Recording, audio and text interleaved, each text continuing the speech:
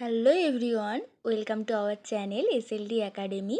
এই ভিডিওতে আমরা মহাকাশ বিজ্ঞান থেকে আরও 10টি গুরুত্বপূর্ণ প্রশ্ন উত্তর জানব।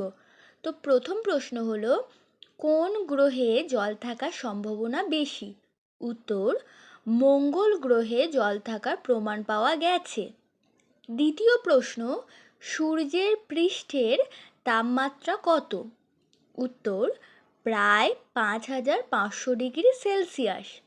তৃতীয় প্রশ্ন, রেড শিফট কী নির্দেশ করে? উত্তর, রেড শিফট মহাবিশ্বের প্রসারণ নির্দেশ করে। চতুর্থ প্রশ্ন, কোন গ্রহে দিন সবচেয়ে বড়? উত্তর, শুক্র গ্রহে দিন সবচেয়ে বড়। পঞ্চম প্রশ্ন, বৃহস্পতির উপগ্রহ সংখ্যা বেশি কেন?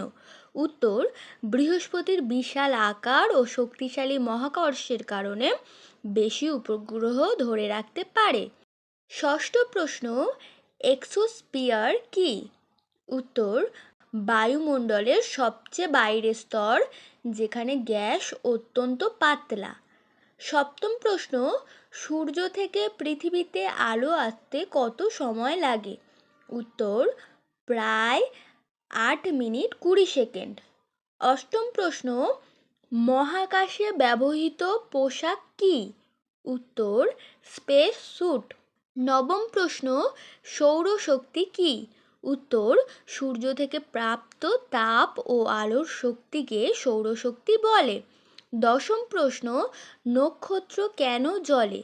উত্তর, নক্ষত্রের কেন্দ্রে নিউক্লিয়ার ফিউশন প্রক্রিয়ার ফলে শক্তি উৎপন্ন হয়, তাই নক্ষত্র জ্বলে।